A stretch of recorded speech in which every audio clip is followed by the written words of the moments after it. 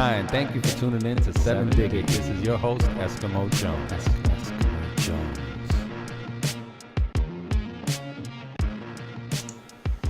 Hi, and thank you for tuning in to 7 Diggy. This is your host, Eskimo Jones. Today, what I want to do is talk about my borderline personality disorder and what it looks like to me and everything that I've done to try and recover from it. So basically, I have the standards where my mood shifts several times in a matter of minutes, and they shift to say the least. I go to severe extremes sometimes. I go from panic to nervous to happy and joyful to depressed, and I'll have a bunch of conspiracy theories, and my mind just goes directly into the negative. Now, when I'm in a good place, when I call that clarity, when I have a sense of clarity, I know myself, I know the people around me, I know the situations for what they are exactly, and I'm just clear, and I'm able to rationalize and have intellectual conversations, and just about take any conversation that comes my way with a grain of salt, if you will. And even if I had to give advice, it would be sound advice. Now, if my mood shifts and I go into this state of black thinking, it's black and white thinking, the state of negative thinking. Now, I'm not 100% rational. I go into this a matter of fact mode where I know everything, and I know for a fact that you're conspiring against me, or you're lying to me, or you're going to cheat on me if you're my significant other, or you're trying to keep me down, or you're talking about me. You have something negative to say about me. You don't really like me. You're just fooling me. So, and then when I go into these panic modes, because I also have a panic disorder, it gets really intense because my palms will get sweaty. I'll start getting a little bit dizzy, everything becomes surreal, and I start to disassociate. Now, what that looks like for me sometimes is colors become extremely vivid, and things are just not real anymore. They're like a dream. A car will pass by and it won't be real. It'll be some other thing from another planet. I'd see it as a car, but my mind will interpret it as something else, and this will get me nauseous. If I'm with my significant other, she'll start to look different, or I'll think that she's not from this planet. She came here from somewhere else, from heaven or another planet, to save me. She's here to give me a grand message. Why is she really, really here in my life? It's something a little more profound than it really is when I start to disassociate. So, and then sometimes things become a little bit hazier and gray, so the colors are not so vibrant and vivid. And so that happens. And also, I get into anger mode where I'm just mad at everybody and everything. If you switch lanes and get in front of me and you're a decent distance away, I'm already upset. You're doing it on purpose. You're disregarding me. I don't like the way you drive. And I'll start cursing and screaming and beeping my horn and stuff like that.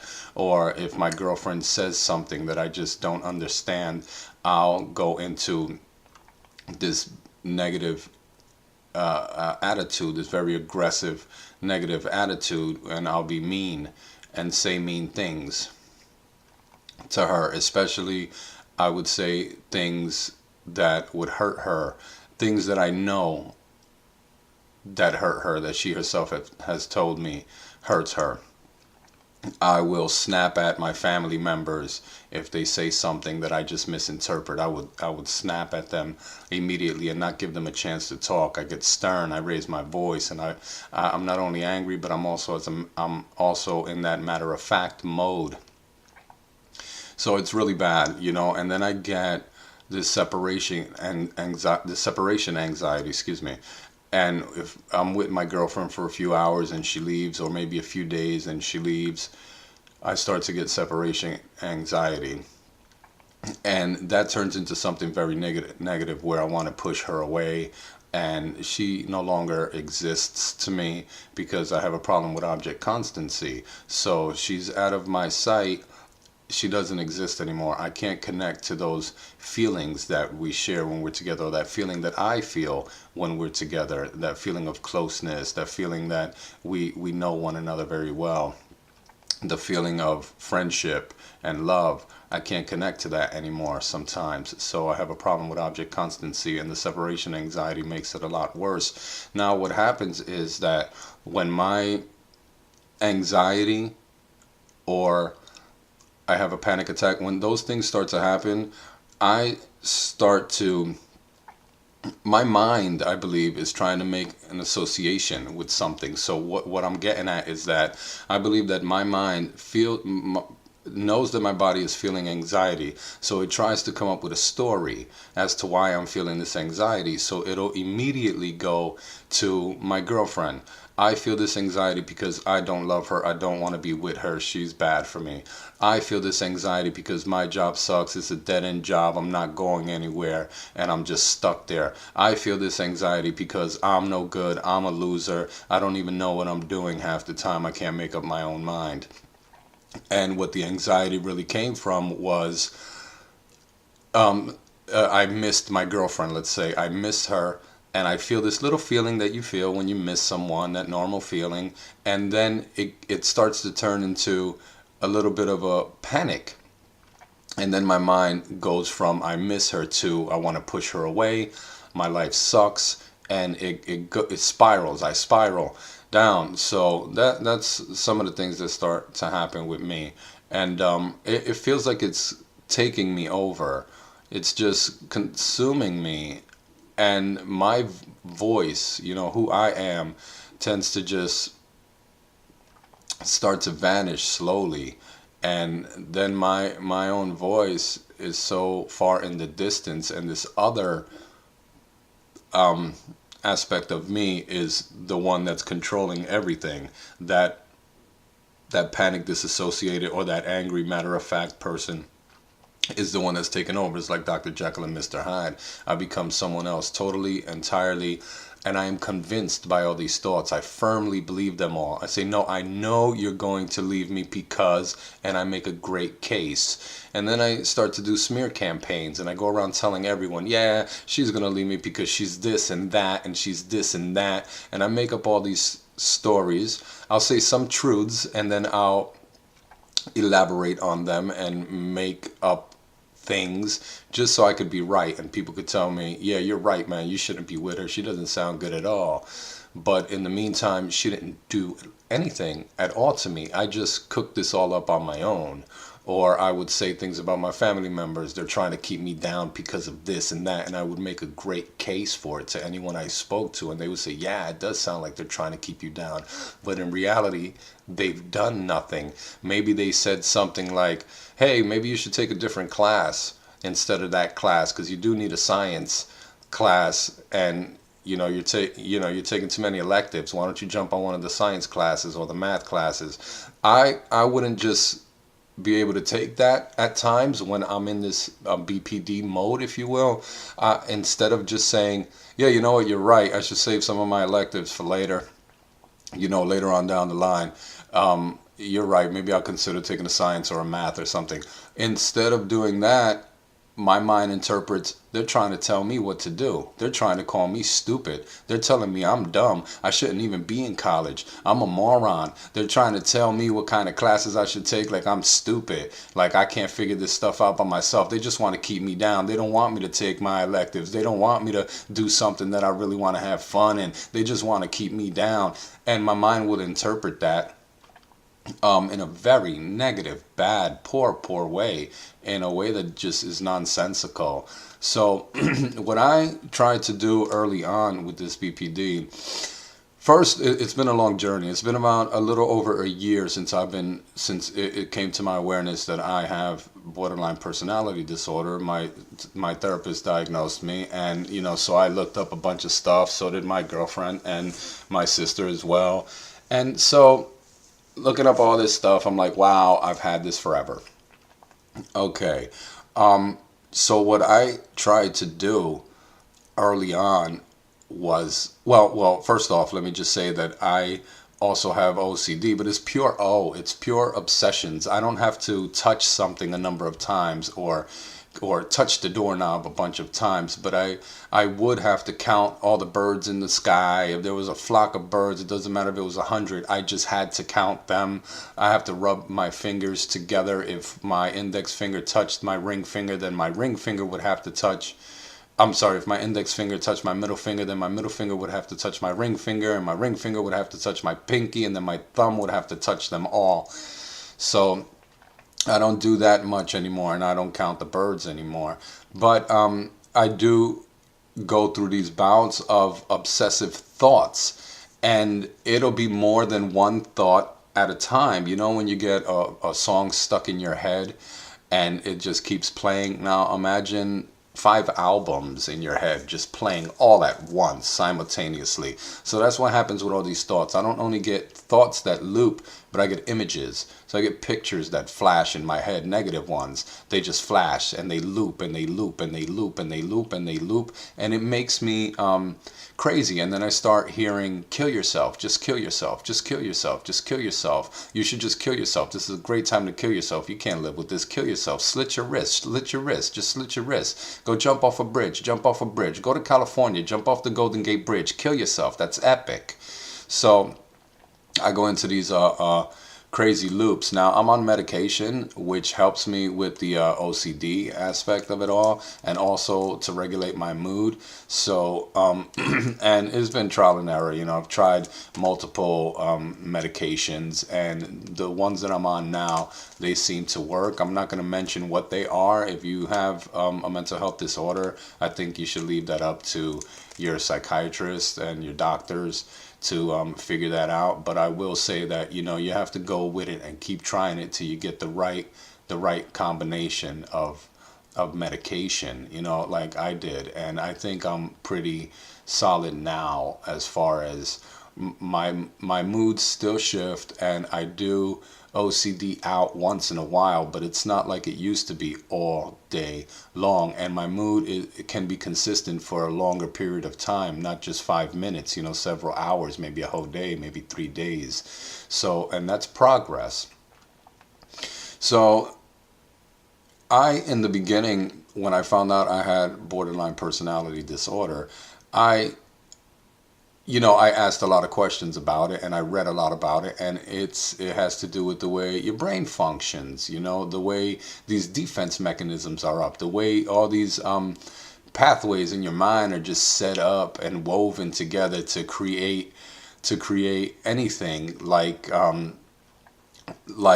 maps to protect you, you know, meaning I feel close to someone, I feel like now I'm in love with this person, and then that map that's already set in my head to protect me tells me that they're no good. I have to leave, I have to run, I have to disappear, I have to 86 them out of my life. They serve no purpose here. So that pathway is screwed up. It goes the wrong way.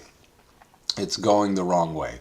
So what I tried to do early on, maybe a little over a year ago, I decided that I was going to do affirmations. You know, I love myself. I am great. I am a good person. I am a faithful, loyal person. I had to say that to myself because my mind kept saying to me, you're going to cheat on her. You're going to cheat on her. You're going to cheat on her. You're going to cheat on her. But I've never cheated on anyone in my life. I was in an 11-year relationship and I never cheated once. And, you know, if for all intents and purposes, I may have had cause to, being that we were not affectionate for many years. So you would think that one would go and cheat and find someone else, so I've never been a cheater. So my mind tells me, you're a cheater, you're a cheater, you're a cheater. So I had to do affirmations and say that I was a faithful, loyal man. And just let me veer off really quick. I also had thoughts that I was homosexual. And they kept coming. I would see a guy and my head would go, hey, cutie, hey, honey, what's up? Can I sit on your lap? But that's not me. I don't have anything against anyone who's homosexual. I'm just saying that that's not me. So I would hear that, and then I would hear, oh, that little girl looks good. That little girl looks good. She got to be like 13 years old. You're a pedophile. You're a pedophile. She's developed. Look at her, how developed she is for that age. I know she's young. You're a pedophile. You're a pedophile. You want to kidnap her, but I am not a pedophile, and I have no desires to kidnap anyone. So my mind would OCD out, and I believe that that came from where I grew up. You know, because there were a lot of people that did a lot of strange things to us as kids, and I was sexually molested, and also by an older boy. And we had a man on our block who would just show his penis and his testicles to us, and you know, when we were kids. So I guess that's where that came from. And then movies, I'm very impressionable, so movies and all that stuff. But anyway, so going back to the affirmations, I had to say all these things to myself. So I decided to record them and listen to them all day long. All day long. I decided I'm going to do this for 30 days straight. So one night I fell asleep with the affirmations on, and they were on, I had them set to loop. So, you know, I'm a good person, I'm this, I'm that, I'm loved, I'm lovable, I love, I'm capable of loving, my girlfriend loves me, I love her, you know, I'm a strong, intelligent, you know, even sexy man, because I have esteem problems, self-esteem problem issues. So I noticed that I fell asleep with this on. It was blasting, and I fell asleep. I was just taken by sleep. And the characters in my dreams were saying my affirmations to me. So I was hearing it, and so my brain was picking all that up, and the characters were saying the affirmations to me.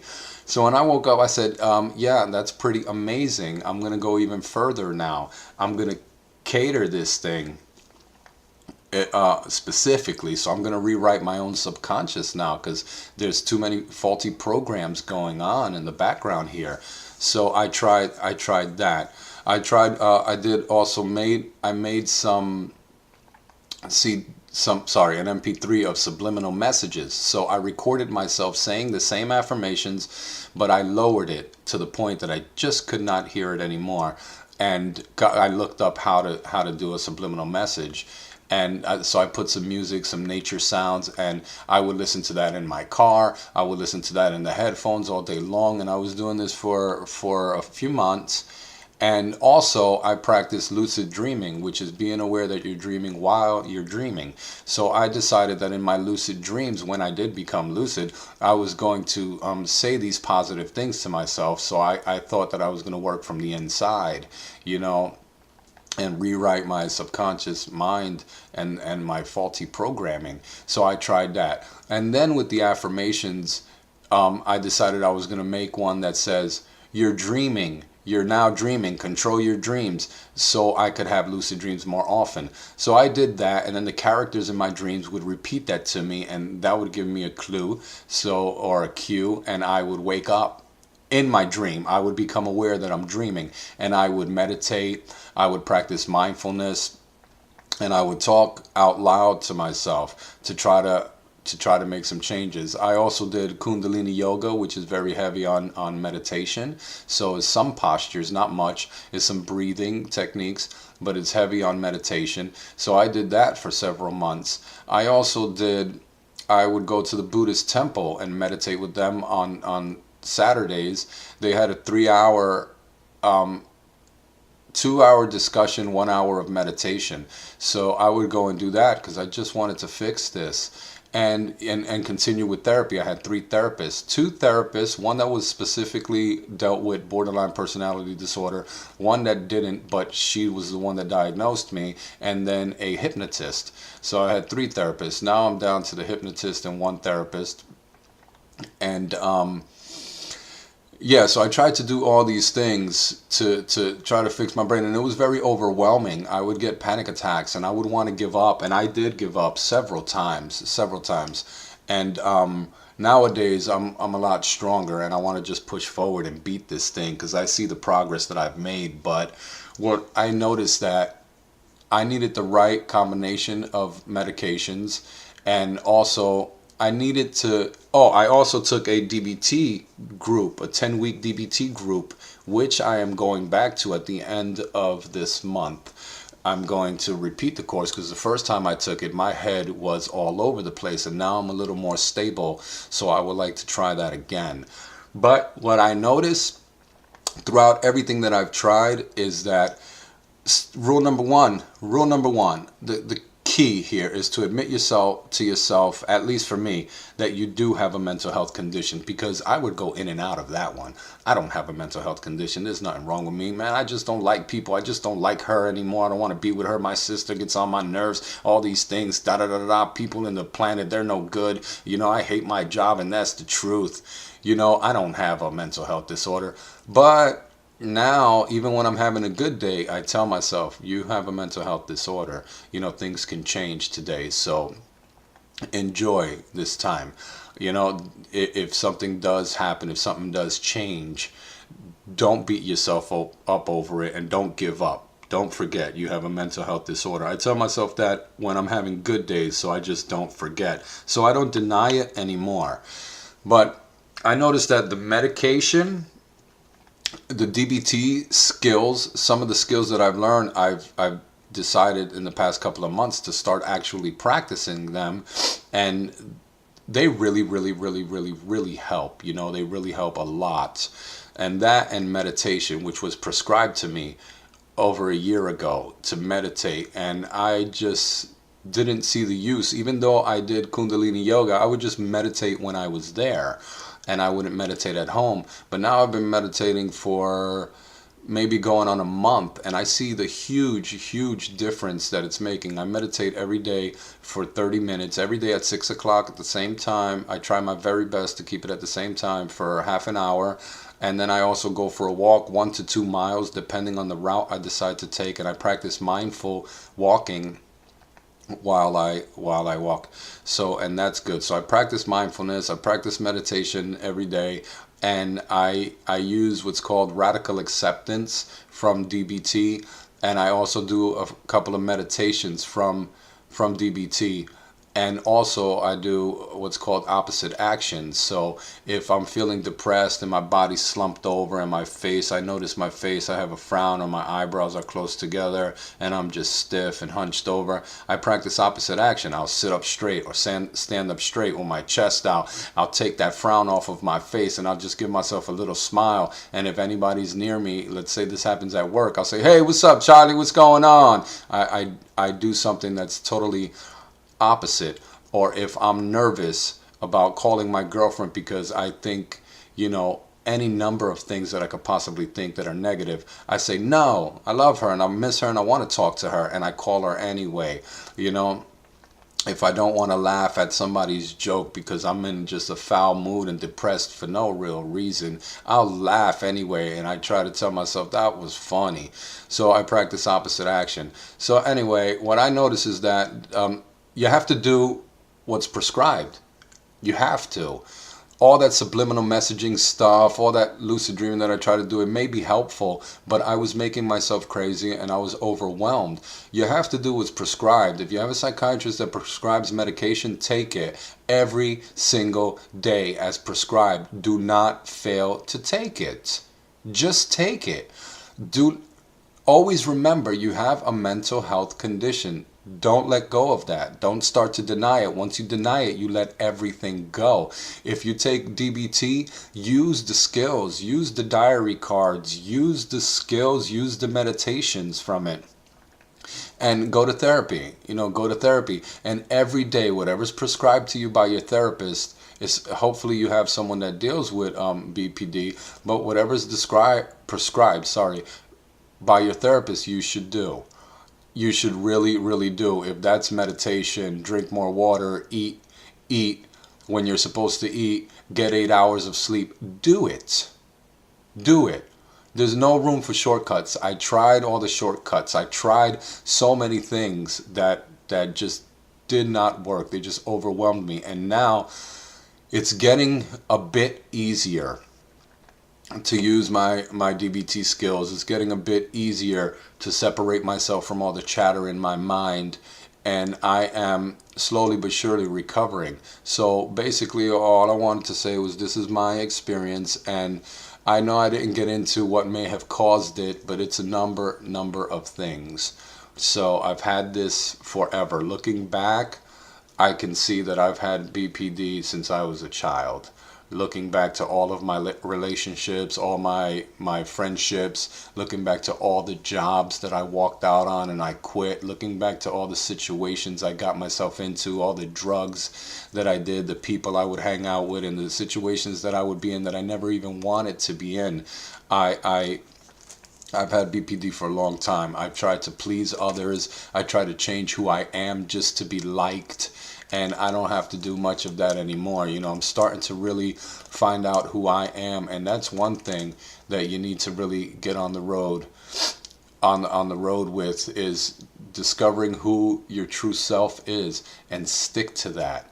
If you know that this type of behavior, being nasty to your loved ones, does not align with who you truly are when you're in a good place, then that's what you have to practice on stopping. You have to stop doing that stuff if it doesn't align with you. Me, for example, I don't litter.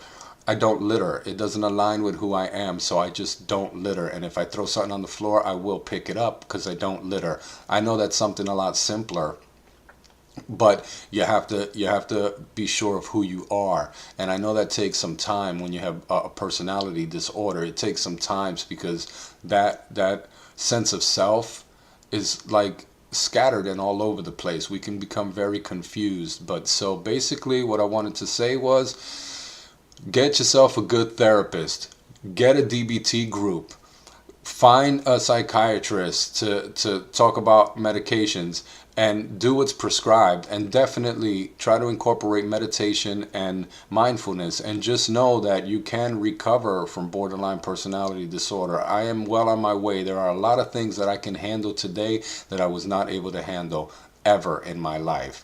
There are a lot of more moments, if not hours, of clarity that I never had in my entire life. So, and that's all due to the very hard work that you have to put in, and you have to put that in. So I wish you the best of luck, and thanks for hearing me out. Thanks again for tuning in to 7 Diggy. This has been your host, Eskimo Jones.